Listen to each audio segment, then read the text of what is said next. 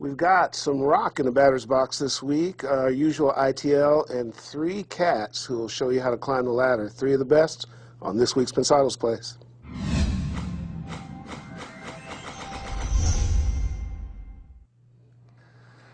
That was a little quicker than normal, wasn't it, Will? Normally I get 5 seconds to prep. I got 3, 2, 1 that time. Being efficient. Okay. I'm Dave Pensado. Welcome to This Week in Pensado's Place. Glad you could make it. As always, I think we've put together a pretty special lineup for you today.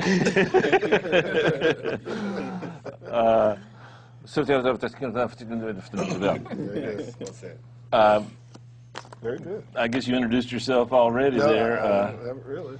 I got a new nickname for you. You better watch it because you know what it is. I'm going to spring it on the audience if you don't behave today, Herb. I'm a little concerned about it. So how are you, man?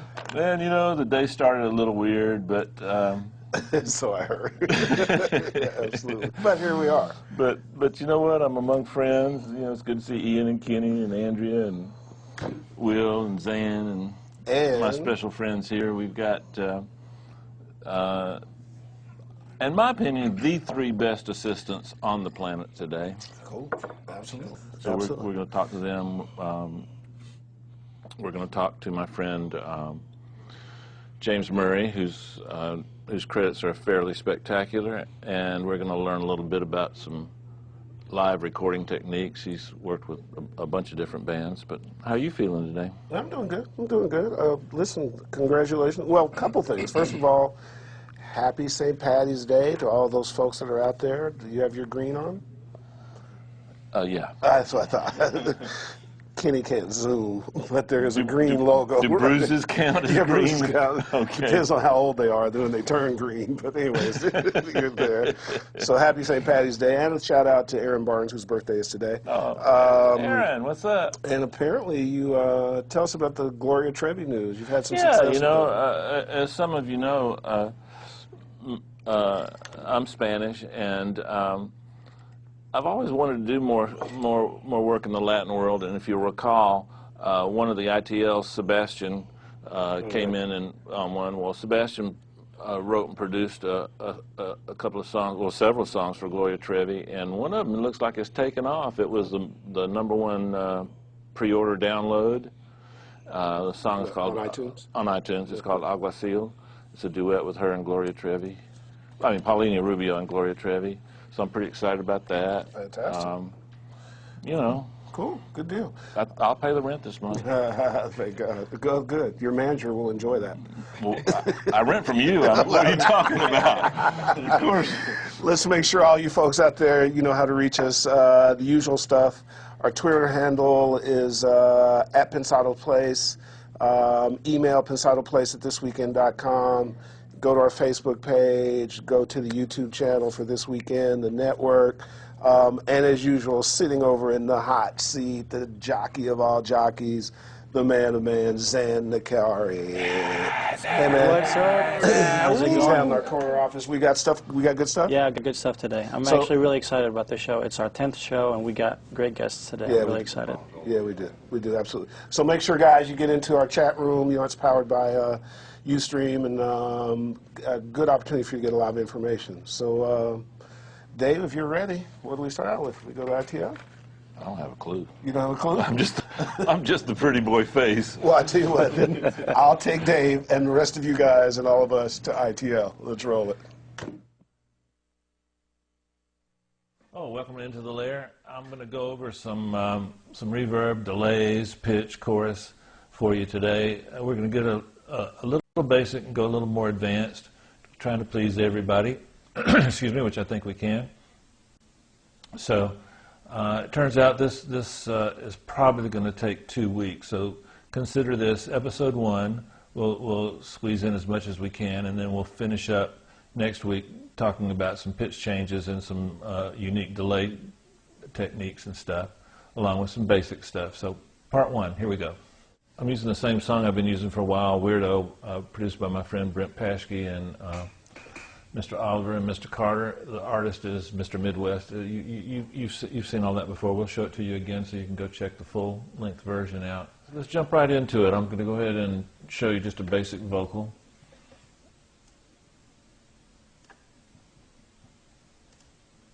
She bend it over, bring it back and push it out.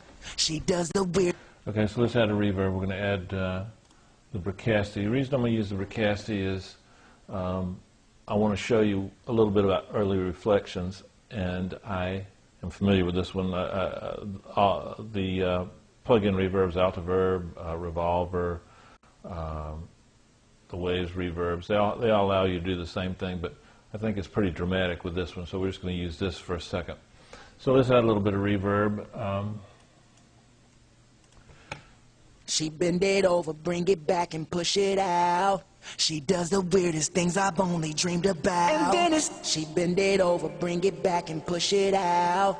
She does the weirdest things I've only dreamed about. She bend it over, bring it back. It feels good. You can take your quarter note, multiply that by 4. You can try that. I'm basically using the quarter note plus the whole note plus a quarter note more, and that seems to work. I can take the whole note, divide it in half, or you can just trust your hearing, which is what I do most of the time. And then every once in a while, I'll want something a little different, and I'll go to the math. But basically, that sounds good to me. So let's start there. Now, for the sake of the example, I'm going to crank up the reverb a little more than I would like. She does the weirdest things I've only dreamed about. Okay, so Dan, come over here. Let's go over here. Let's get into edit mode. Now, this would be the same as same technique on the plug-in. Let's go to early reflections. Okay, you notice I've got equal amounts of both. So now let's bring the vocals a little bit towards the front. She does the weirdest things I've only dreamed about. She bend it over, bring it back and push it out. She does the weirdest things I've only dreamed about. She bend it over, bring it back and push it out. She does the weirdest things I've only dreamed about. Can you guys hear that? She bend it over, bring it back and push it out. She does the weirdest things I've only dreamed about. This is the other way to get it over, bring it back put them back in the room. She does Pulling the early weirdest things I've reflections down only this dreamed time about. instead of the reverb She down. bend it over, bring it back and push it out. Just drastic. She does the weirdest things I've only dreamed about. She Now let's bend bring it it to the over, front. bring it back and push it out. She does the weirdest things I've only dreamed about. She bend it over, bring it back and push it out. Well, that's basically what the early reflections are doing. They're simulating the way that your ear would normally determine where the sound source is from, and then once the sound in that room reverberates around the room, your ear can determine the size of the room, but location of a particular sound is best handled by certain delays and primarily early reflections. So let's try a little shorter reverb just to show you that it doesn't always have to be the long one if we want to go a little shorter. She bend it over, bring it back and push it out. She does the weirdest things I've only dreamed about. She bend it over, bring it back and push it out. She does the weirdest things I've only dreamed about. Let's try 1.7. She bend it over, bring it back and push it out. She does the weirdest things I've only dreamed about. She bend it over, bring it back and push it out. She does the weirdest things I've only dreamed about. She bend it over, bring it back and push it out. She does the. So basically, we've got a little bit of a longer reverb, shorter reverb. We can control the early reflections for different sorts of things. Now I'm going to show you what pre-delay does. What I like to do on the pre-delay is I actually do the math on pre-delay. I think our quarter note is 435 milliseconds. So I wrote this down ahead of time. The 8th note would be 217, 16th note would be 108. Let's start with the 16th note. Come over here to pre-delay.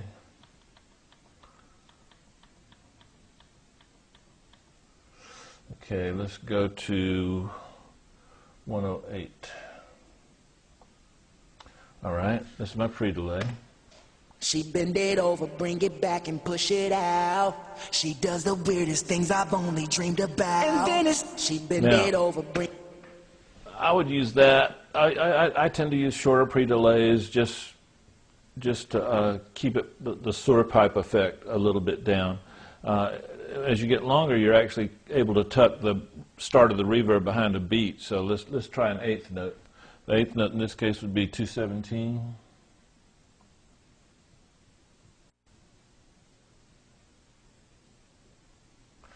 220's fine. She bend it over, bring it back and push it out. She does the weirdest things I've only dreamed about. And then she bend it over, bring it back and push it out. She does the weirdest things I've only dreamed about. And then she... Let's try a longer pre-delay. Now, if you listen to some of the classic Mariah Carey records that Mick Gazowski mixed back in the day, he's using a lot of longer pre-delays sometimes. And she bend it over, bring it back and push it out. She does the weirdest things I've only dreamed about. And then she bend... Pretty cool, pretty dramatic actually, huh? We've gone over the three basic parts of the reverb component, and just to reiterate, the selection that I use for my pre-delay time is obviously tends to be what feels best and what sounds best, but shorter pre-delay times in the 16th note area tend to be better for up tempos for me, and then I find that ballads and things like that, sometimes I can get by with an eighth note, a quarter note. Don't be afraid to experiment with triplets. Don't be afraid to just trust your ear and get something weird. If you listen to an old record I did called Get the Party Started with Pink, a lot of those delays aren't actually real numbers. They're just what felt good. I coined the term at the time, asymmetrical delays. Don't have a clue what that means. It just made me sound important. So just experiment, and that's the basic uses of the pre-delay. Now the early reflections has a similar effect. If your vocal is sitting a little bit too far in the mix and the rest of your track is a little on the dry side, bring those early reflections up. And if you're more ballady and the track has a little more swimmy, a little more effects, then you might decrease the early reflections and make the singer sound like they're part of the song. What we got going here is we've got a basic reverb. This is your stock digi reverb. Notice that on one side I'm using an eighth note, other side I'm using a quarter note, and sometimes I like to change the timing just a little bit so that they won't land on top of each other, and gives you a little bit of a chorusy flange thing. And I'm keeping the feedback a little on the low side because basically what I'm trying to do is just extend the reverb and add a little reverb. Now what's critical here is the mix level. See, I'm using 57% here on the shorter note, a little less on the longer note. So let's see what that sounds like. She bend it over, bring it back and push it out. She does the weirdest things I've only dreamed about. And then she bend it over, bring it back and push it out. See that decay, about the right time. Now let me play it for you without. This is just the reverb. She bend it over, bring it back and push it out. She does the weirdest things I've only dreamed about. And then she bend it over, bring it back and push it out. She does the weirdest things I've only dreamed about. And then she bend it over, bring it back and push it out. She does the weirdest things I've only dreamed about. And then she bend it over, bring it back and push it out. She does the weirdest things I've only dreamed about. And then okay, so there's so many options you can have, so many different combinations and parameters. You can take the dry sound and you can add more of the delay if you want. You can use more of the reverb if you want. Just experiment and find things that work for you. This is kind of a basic starting template that I use.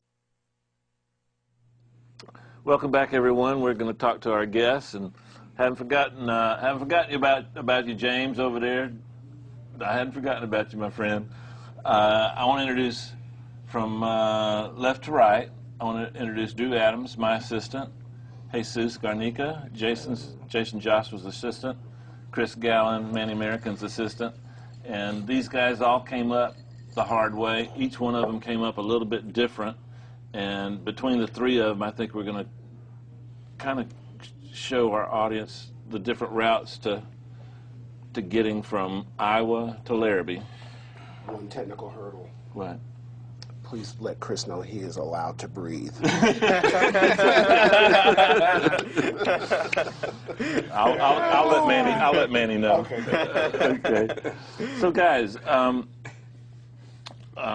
describe for me, all three of you, describe for me the path that you got that you took from the day you discovered that this was a way to satisfy that musical interest that you had. And how, Drew, how did you get from Palmdale to Larrabee? Basically, my route was from high school. Senior year, I got really into music, as far as creating music myself. Just starting off with Fruity Loops, whatever I get my hands on, Reason. It went from there, and then hearing things on the radio and hearing mixes from guys like Dave and Manny and Jason coming up and doing research on them and how they got their songs on the radio, how they got those songs to sound the way they did. And I needed to know, like I obsessed over it. So I had to go through the ropes and start off at school. Went to the same school as Jay. And LARW. Yeah, our LA recording school. And from then it just became an obsession. And then here we are. Do you remember the first time I met you? You walked into my lounge, I was ordering some food. Were you an intern then or a runner? I was running, but I was training to. And I asked you, what were your goals? And you said, I'm going to be your assistant. And I went, well, I mean, are you any good? And you're like, I'm the best. I'll be your best assistant. You remember that?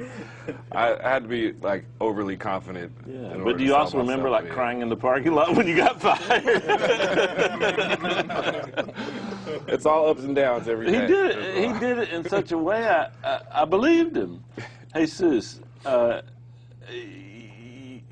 you're a real dear and special person to me. You know, someone that I've known a while and totally respected. You came up completely different. You're from the Los Angeles area, and how many times have I thanked you for your military service? You came up through the military and used that as a method to pay for your schooling. Can you tell us about that? Right. Yeah. Straight out of high school, I joined the military. So I spent a few years. Paratrooper. Right. Yeah. I spent most of my time at Fort Bragg, North Carolina. Wow. So I played there when I played in bands. Right. Not when you were in the military. This right. was, Before then? Well, it was when your great grandfather was in the military, back when the muskets were like had musket musket. We don't say Civil War, Herb. What? Truth is truth. Anyways, I'm sorry, Jesus. Nah, it's funny. You probably thought this was a real show. No, He's a man. You can do anything you want. So after the military, James is about to bail, realizing that this is what he's going to get into. But don't go, James. We're coming. So what happened after the military? Is that when you started your journey? Well, I knew at one point I was going to transition into a new career. So as I started getting ready to exit the military, I started thinking about something I wanted to do, something I would enjoy doing. So I've always been interested in music, and I just wanted to be part of it. So a couple months after I got out, I went to LA recording school, just like Drew did.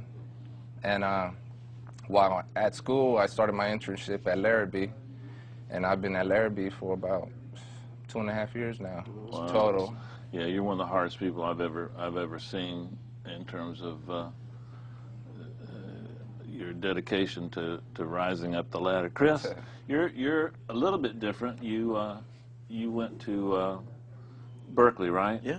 Which is a lot of people think that's one of the best schools out there in terms of what you're doing. How'd you get from Ohio to Larrabee?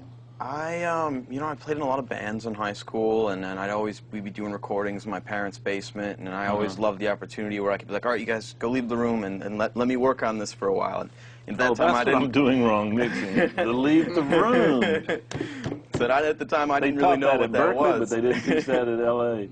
Okay. So yeah, and that was the part I really enjoed, was being able to kind of work the music and get everything to sit in the right place. We're very after similar we'd, me too. kind of done that. And I'd do that for a while on my own. I was like, gosh, I still don't sound as good as everything that I love. I was like, I need to figure out what they're doing differently and learn from the people who are making the great records that I like. And that's what kind of led me to Berkeley, to get that education.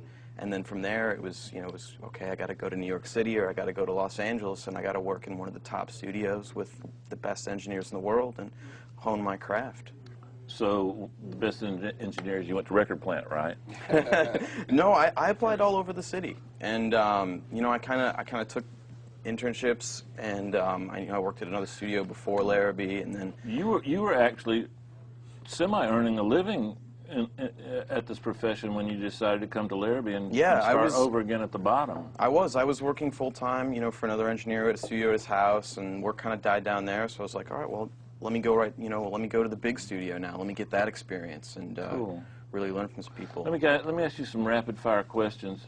How long did you guys work for free? The period of time between getting out of school and getting your first real check, not a mileage check, but a real check. How long was that, Drew? For me, it was about 8 to 9 months of grinding it out, being there every day. Jesus? For me, it was about 9 to 10 months. Chris? Yeah, I was intern for 6 months. And then how long did each of you, you don't go from intern to working with Manny, you go from intern to being hired as a runner, and the runners, you're still doing a lot of cleaning chores, you're still getting a lot of food. How long were you a runner, Drew? I was running, my stint was a little short. It was like 2 or 3 months running, and then I started working with you. I was running for 6 months. I was running for about 8 months. So total you had? About a year, or I don't know, about 12 months. About 15, 16 months. Yeah, it was close to 15. What surprised you once you started working for the people that you assist for? What was the biggest surprise? Like, by surprise, I mean you had a preconception from school and from other sources about what the job was going to entail. What was your biggest surprise, Drew? And be kind. Man. Remember, you're still on my payroll. Yeah. Not a big surprise. I kind of prepped myself like really well to get comfortable with the situation, but you know, when you get thrown in the fire the first day, you really have no idea what's about to happen, especially working with I wasn't too kind on you, was I, the first day? You got to power through it. That's the thing. If I can stress to anybody, you know, the guys watching the show and stuff, that you got to just power through that stuff. Like, you got to know that this is what you're meant to do and just keep going through it. Like, because it's going to be rough, it's going to be ups and downs every day, but you got to power through it and learn your craft. Speaking of not too kind to people, what was your biggest surprise, Jesus? I think I was somewhat lucky because I had the opportunity to learn under Jay's previous assistant. Yeah, let's give a shout out to Giancarlo Lino, who is turned into a really great engineer, and right. G spent a lot of time assisting me, and then along with AJ, and then he spent you spent like months. Spent like a little over a year. Working for free, coming in late, letting Giancarlo, who was Jason's assistant, teach you what Jason liked. It took a year of being under him. Yeah, and also, you know, he was still learning his. He was still learning his craft, and you know, so I just shadowed him. I'm still learning mine too. Yeah. You know? But no surprises. There was nothing that. No, I guess the biggest surprise. Once I stepped in as the assistant was the demand. There's like not a day goes by where something will come up aside from the normal scheduled session. Mm-hmm. It seems like someone always needs something, so it's a constant demand for Chris? Yeah, I mean, I should give a shout out to Eric Madrid, who's been my mentor, you know, bringing me up through Manny and teaching me the system. And I'd say that, you know, the biggest surprise for me was the level of detail and organization that has to be maintained in order for us to work at the speed. There's no room for mistakes or error. At all. And, you know, getting that in my head, you know, we're human, we're going to make mistakes, but everything has to follow very specific guidelines in order for us to make as few as possible. Eric Madrid, wish you were here. We know you had to work. Manny had a pretty busy schedule today, so he made a sacrifice and he's covering for me. So shout out to Eric Madrid. What's a typical day, like hours? How many hours in a typical day when you're assisting Jesus? While working with Jason, he has a busy schedule. So an average day, I'll spend a good 18, 19 hours, at least 6 days a week, sometimes 7 days a week. And even on a so-called day off, I'm always at the studio for some reason. Yeah. And that's not exaggeration. Jesus is there before I get there, and he's there after the last person leaves. 18, 19 hours a day. How about you, Chris? You got a little easier. Yeah, I'm in a fortunate position where there are two of us working for Manny, so we take turns. I'm there generally, I'm in at like 10 o'clock there till maybe 8 o'clock at night, unless we have a lot more going on, and then I'll stay for a full day. Between you and Eric combined, how many hours a day do both of you guys work combined? Oh, yeah, I mean, at least 16, 20 hours. Every day? Yeah. In terms of the creative side, you guys represent the next group of engineers that has never seen tape. You guys, have you ever worked with a 2-inch? We actually do run some stuff to tape. What about you, Jesus? I've seen it a couple times. You see? I know what it looks like. I know you've seen some half-inch machines. Yeah, with Keisha Cole's project. Yeah, we use. I print some of my stuff to half-inch. Just depends on the project. And how do you feel about the future? Do you see the industry being predominantly plug-in, or always maintaining a combination of plug-in, outboard gear? Like I know the engineers you guys work for, we tend to do a lot of hybrid stuff, a lot of engineer.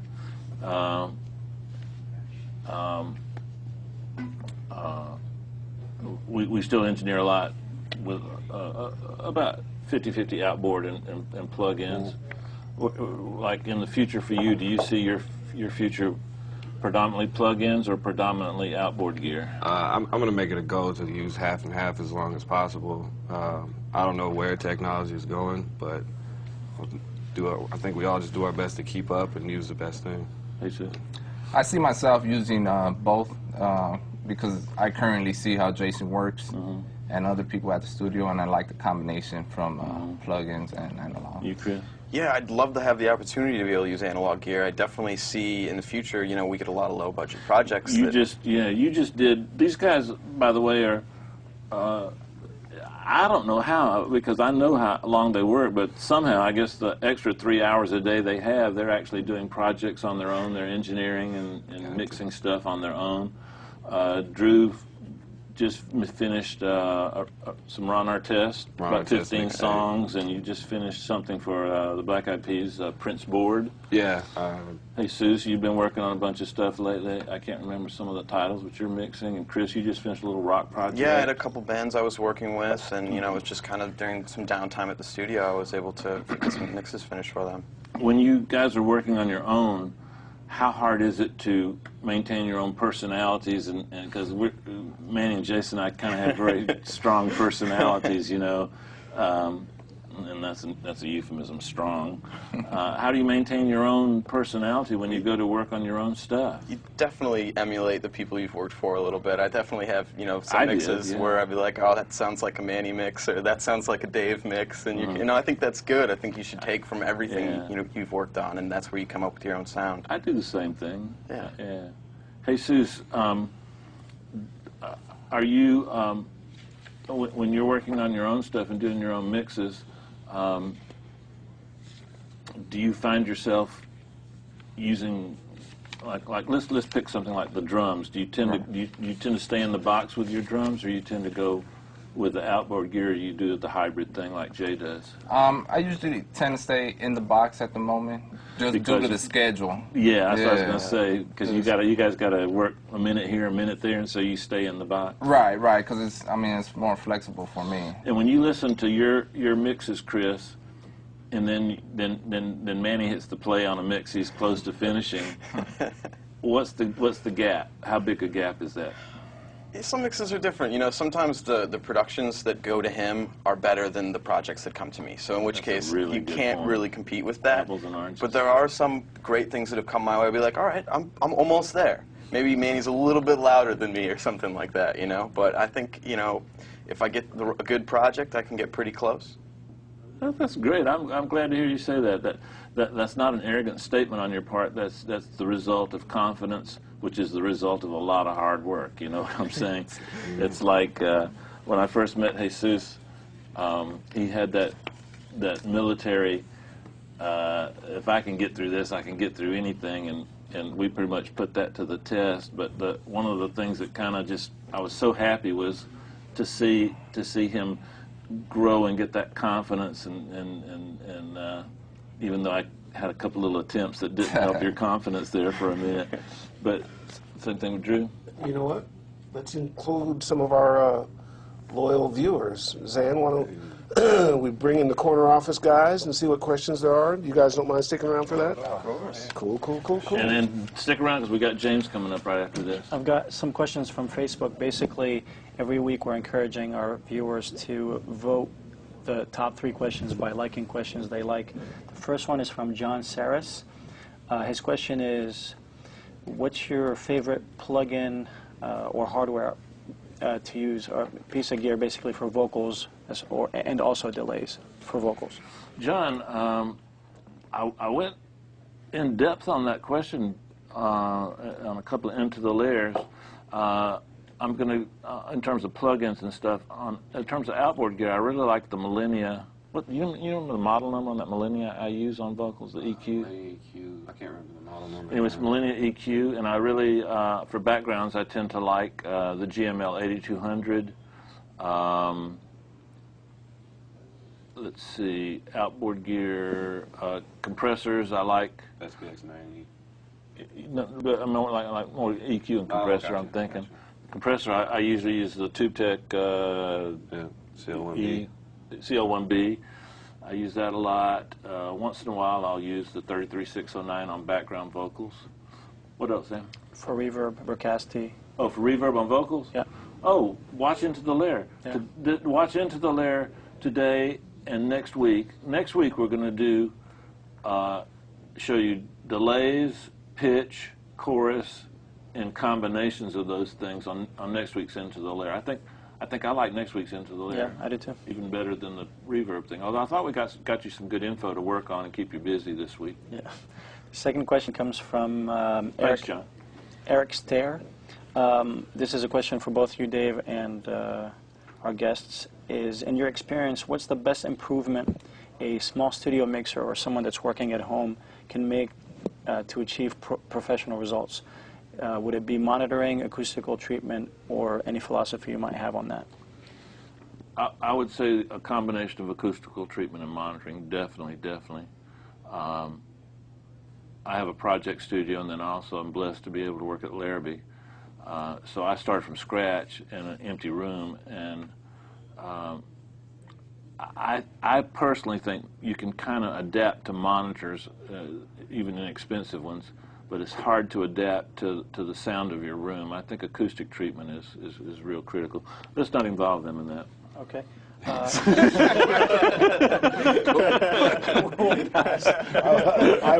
was waiting for you know, they thought of something. Every one of them thought of something smart to say. All right. The third question is from Daniel Correa. He says, I read on Michael Brau's website a post on multi-bus compression, and I don't quite understand the task of the oscillator 1K tone going through the compressor and then to the EQ. If you could talk about it a bit more, I'd appreciate it. Okay.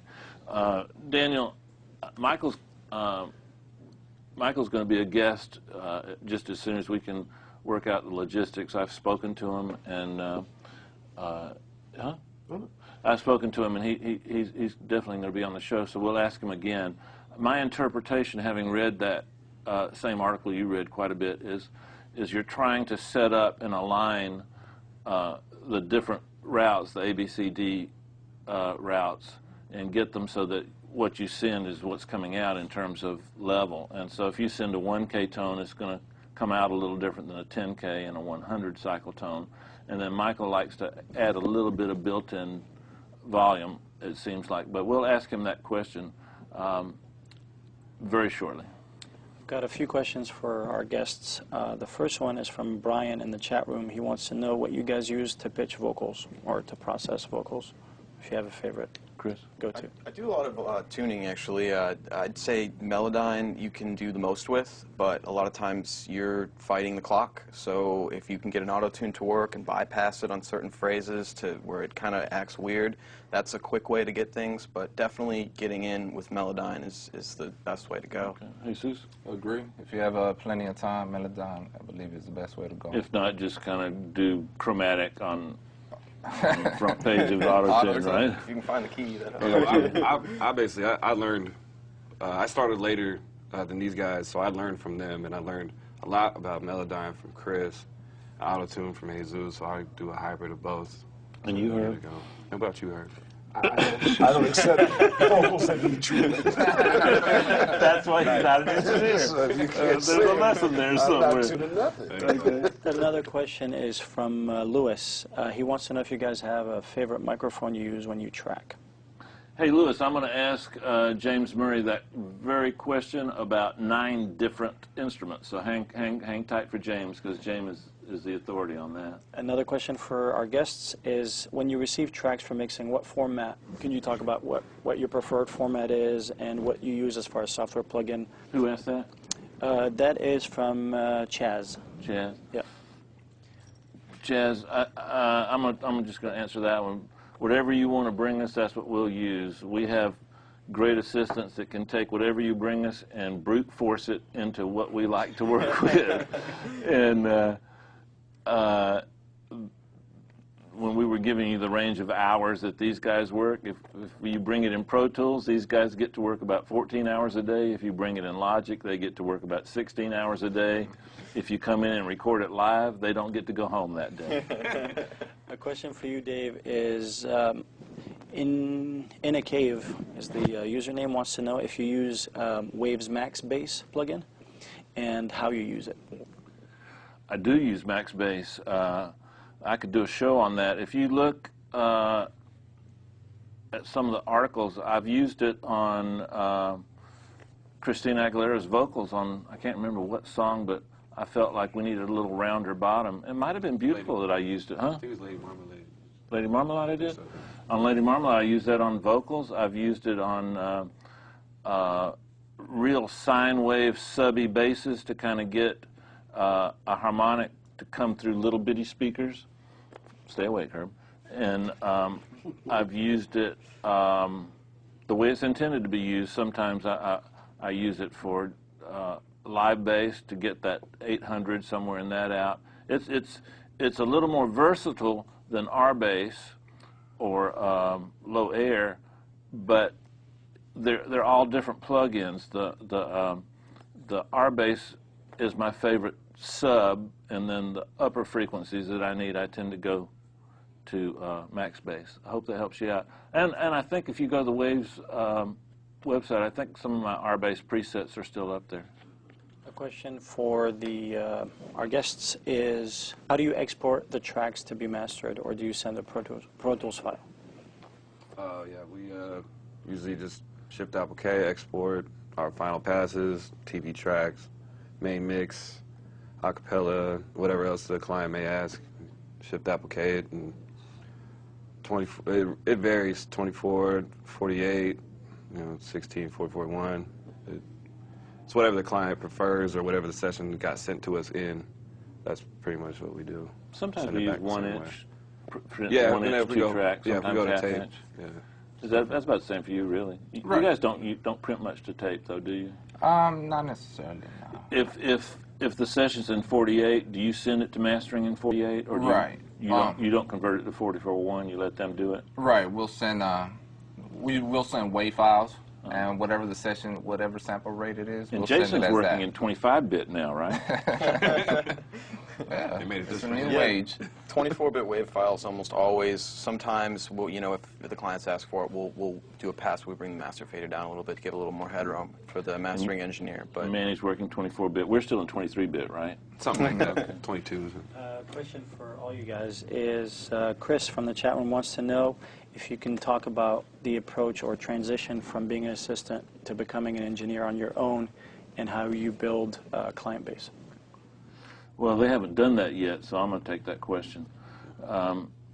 When these guys work so hard and they are exposed to so many different clients, early on in their tenureship, they're looked at as really good runners. Then after about a month or two, our clients start looking at them as good assistants. And then after a typical 2-year stay with us, is what most of these guys do, they've already actually helped a lot of our clients engineer things. They've gone over to the client studio and helped with things. These guys just love this so much that they tend to put themselves wherever any of our clients ask. I mean, I had one assistant that actually went and got a baby stroller one time for my client. But more typically, they'll run by an artist's house and set up the mic chain and all those sorts of things. So they gather experience along the way, and then the clients that are exposed to them initially won't hire them to mix, but they'll hire them to track, and then that process involves doing some rough mixes. Then some of those rough mixes are just really good. There's not enough time to send it to a known mixer. That rough mix makes the record. That rough mix becomes a #1 record, and their career is off and going. It's a little tougher these days, but these guys have so much talent and personality. I call it bedside manner is critical. I think that's probably the main process is having them be seen in that environment so much. It's a lot like the nurse at your doctor's office. You'll ask her a lot of technical questions, and she's not a doctor. These guys, they usurp a little bit of our shine, but they've earned it because they spent so long, so many years doing it. Guess what? Guess what time it is? CO? No, we're in CO. It's time to introduce our guest. BBC? Time for the batter's CNN? box. Let's bring him in. James, what's up? Batter's box. What's up, Dave? Oh, man, Herb, look at our batter's box graphic. That is so cool. What is it? It was there last week, Dave. I wasn't here last week. That's true. Well, you're not. There he is. Man. What was that sitting there? Huh? What was that sitting there? That Speakers? Yeah, it's a set of speakers. Right on. That's great. Did Ryan do that, Will? Yes, sir. Yeah, great job, Ryan, as always. Man, James, so good to see you again. It's been a second. See you too, brother. You've always been one of my favorite engineers. I was just telling Drew and Jesus and Chris that you're one of my favorites because you're one of the few people that, with total credibility and complete just good skills and talents, you can maneuver from genre to genre. That last polka record you did was just spectacular. You like that one, huh? But I mean, you go from Puddle of Mud to Raphael Sadiq. I don't know how you do it, but I love the Puddle of Mud record you made. I love the Drowning Pool, Alien Ant Farm. Who am I leaving out? Papa Roach, and on and on and on and on. Are you working on something right now that you can share with us? Yeah, there's a couple of things right now. Just working on the solo record with Jerry Montano called Down and Dirty. He used to be the bass player for Danzig. Oh, wow. There's another band called Attica 7. I'm working in the middle of their record. They're gonna be big, kind of like Pantera. What else? Shifty. Remember Crazy Town? Oh, yeah. Brett Shifty's Mazer. record. He just called me up about it, mixing it. So. And so you're going from Danzig to that new Celine Dion record next week, right? Exactly. Well, we just finished that Michael Jackson record, 2 months ago, 3 months ago? Yeah, that's right. You worked on Michael, too. In fact, we got a Michael single coming out, don't we, Drew? Video's online, Hollywood Tonight. It's a good song. Check it out. We just did it. We just mixed a Michael thing. I tell you what, man. Are you Hollywood ready? Tonight? Are you ready? Yeah. With Teddy. Yeah. We did the remix. Teddy and Ron and I. That was all of ours. Yeah, you did the album version, and we did the remix for the single. Gotcha. There you go. Right on. Are you ready for Batter's Box? Do I need to explain it to you? I'm going to ask you some rapid-fire questions. I'm going to do it a little different with you because you've got such a broad variety and background. I'm going to ask you several instruments, and just quickly tell me what's your favorite mic for that instrument, what's your favorite EQ, and what's your favorite compressor. Okay? Cool. Let's start with snare drums. These are live drums. This is not. He doesn't work with program stuff. It's all live stuff. So everything you're hearing is going to be not dead people, but live people. Snare. Snare. 57s, top bottom. Preferably 1072s, the Neves, for the mic pre and the EQ. And then, you know, what I like to do with those is run them to a separate bus with distressors on them and bust the distressor back into the original signal just a bit. Okay. So not necessarily compressing the original signal or the whole signal, but part of the signal. Does that make? Yeah, when you're back as a guest, we're gonna expand on sense? that. That's too interesting for me Sorry. to let go. No. I'm like, right. You wrote that down, right, Herb? Yeah. Next to the twizzle flanger. Okay, kick drum. Kick drum. Again, microphone would probably be a D112 or the Yamaha Subkick. I've been using the Yamaha Subkick in addition to a D112.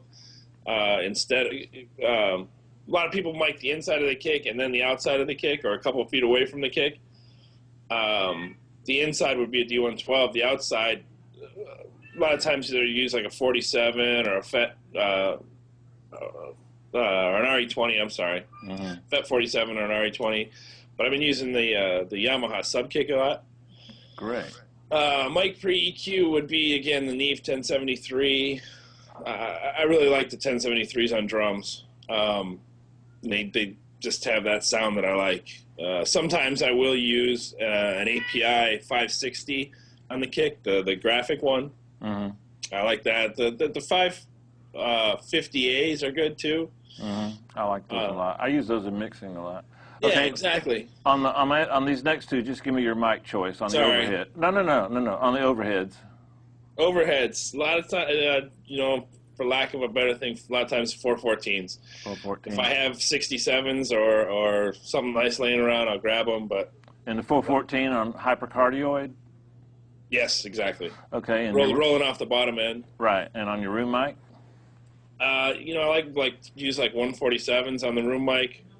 Sometimes if you can get them, you know, the M50s, but again, it's depending on where you're at. Okay. Sometimes I'll use the Coles, the ribbons. I was about to ask you about the ribbons. Your lead vocal mic for a male. Oh. Just give me your top three choices. U47, C12, 251. Depends on the person. You know, Yeah. it is. Sometimes you end up with a 57 and it sounds best. Yeah. Okay. Electric guitar. Electric guitar, 57, or, you know, I really like the Royer, the 121, I believe it is. Yeah. And EQ for guitar. You know, that one's, again, it varies. Depends on the guitar and the person. Sometimes I'll use the Neve, sometimes the APIs.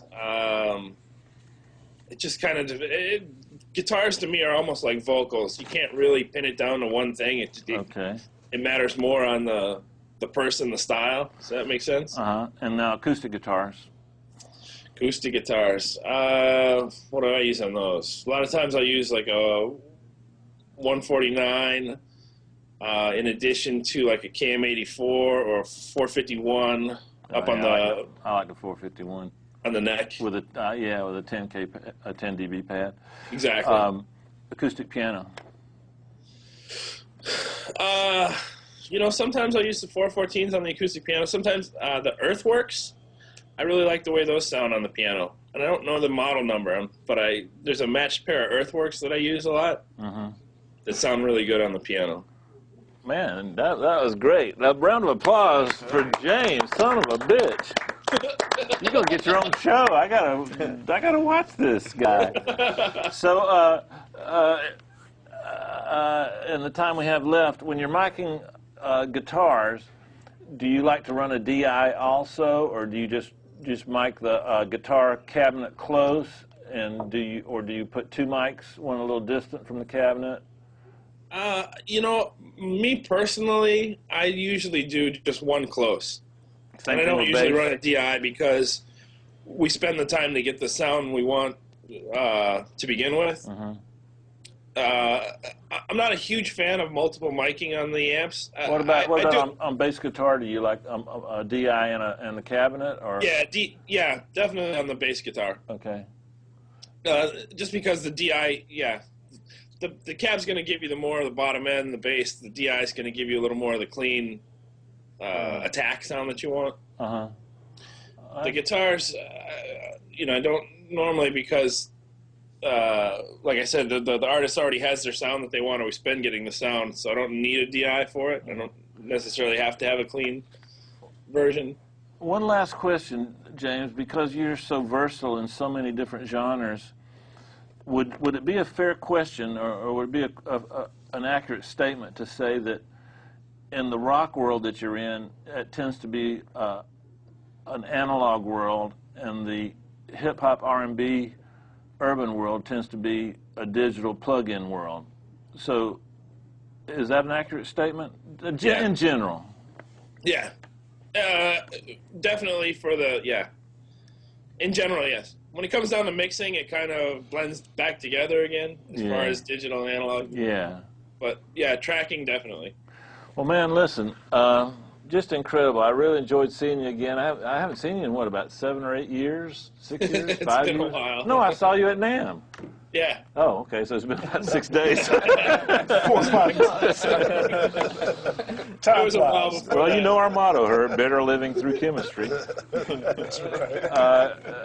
Guys, James, from the bottom of my heart, thank you so much. I'm going to see you real soon, because you created more questions than answers for me, so I got to hear about how you're doing some of these things at length. You know what? Three Stooges, I'm really, really, really excited to have you guys. It was a great show. Yeah, thanks. And I think we learned a lot. And Was it good for you? Oh, definitely. Yeah. Good. Every week. Yeah. Good. So the show's a resource for you guys as well? Absolutely. It's great to see people really doing it, what they're doing. Good. And that is an example of why we want you to make sure you hit us on our Twitter page, at Pensado's Place, that you definitely hit our Facebook, YouTube channel at This Weekend, that you email us, pensadoplace@thisweekend.com. We want this to be a resource for you. Keep your questions and stuff coming. If we want us to get information to them, we certainly will do that. And thanks for all the interest in what's going on with Dave. Thanks for your great comments, for watching that stuff too. And Dave, why don't you take us home? Okay, guys. We've had a lot of fun today, but on a more serious note, I want to send my sympathies to Nate Dogg's family and to his friends. He's not with us, and he's somebody that we're going to miss. And also, anybody that can email us some information about Roger Nichols, I'd like to know how he's doing. And of course, with current world events, we're keeping a lot of the people that are suffering in our prayers. So Herb, it was a good show, a lot of fun. Thanks, guys. And I really appreciate you guys. And we'll see you next week. Thanks.